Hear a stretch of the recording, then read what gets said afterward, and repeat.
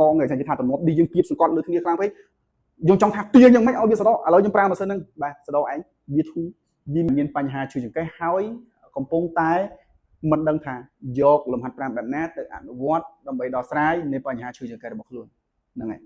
ថ្ងៃនេះខ្ញុំនាំបន្តគ្នាមកធ្វើលំហាត់ប្រាណខ្លះដែលតាក់ទងជាមួយនឹងម៉ាស៊ីន Neuromantia ដែលងាយស្រួលធ្វើនៅផ្ទះងាយស្រួលដោះស្រាយងាយស្រួលបន្ធូរនូវភាពតានតឹងនៃចង្កេះអញ្ចឹងសួរថាងាយស្រួលបន្ធូរនូវភាពតានតឹងនៃចង្កេះធ្វើបែបណាឥឡូវយើងដាក់មួយនេះធ្វើសងខាងបើសិនជាយើងដាក់ខាងនេះក៏បានតែខ្ញុំបាយទៅមុខសិននេះប៉ុណ្នេះមកហើយយើងបន្ធូរភាពតានតឹងមិនបាច់ទាញបាទខ្ញុំគិតថាមិនបាច់ទាញមកយើងសាកសម័យមើលធ្វើតែប៉ុណ្ណឹងសដកទៅហើយបន្ធូរបាទបន្ធូរនៃភាពតានតឹងនៃចង្កេះបន្ធូរមករលែងខ្លួនតិចមកកម្ពស់1ម៉ែត្រ50 1ម៉ែត្រ40ស្រួលឡើងដល់2ម៉ែត្រ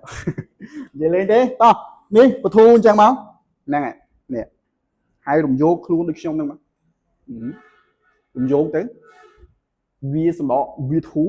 បើសិនជាយើងចង្កងឯងថាទំនាប់ឌីយើងគៀបសង្កត់លើគ្នាខ្លាំងពេកយើងចង់ថាទៀងយ៉ាងម៉េចឲ្យវាសដឥឡូវខ្ញុំប្រើម៉ាស៊ីនហ្នឹងបាទសដឯងវាធូរវាមានភាព relax បែបធម្មជាតិ relax ខុសហើយវាមានភាពធូរស្រាលបែបធម្មជាតិដោយមិនបានសដបង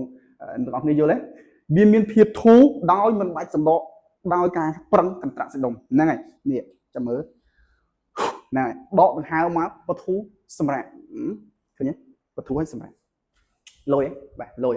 បាទខ្ញុំនិយាយទៅលុយchứព្រោះវាចំណាយតិចចំណេញច្រើនវិនិយោគតិចចំណេញច្រើនបាទដោយភាសាសម្ដេចដែរវិនិយោគតិចចំណេញច្រើនអញ្ចឹងយើងអត់លុយពិបាករកកន្លែងព្យាបាលពិបាករកកន្លែងធ្វើលំហាត់ប្រាណ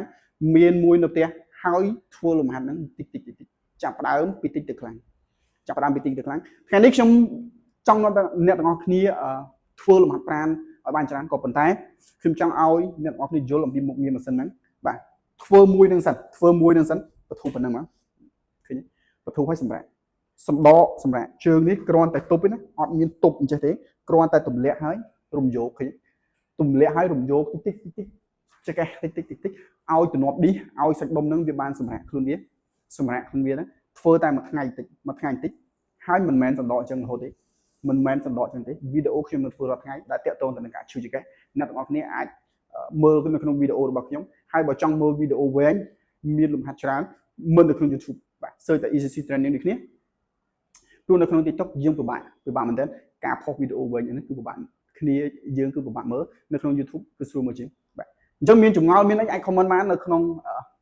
channel TikTok របស់ខ្ញុំនិង Facebook បាទបាយជួបគ្នានៅវីដេអូក្រោយនៃវីដេអូរបស់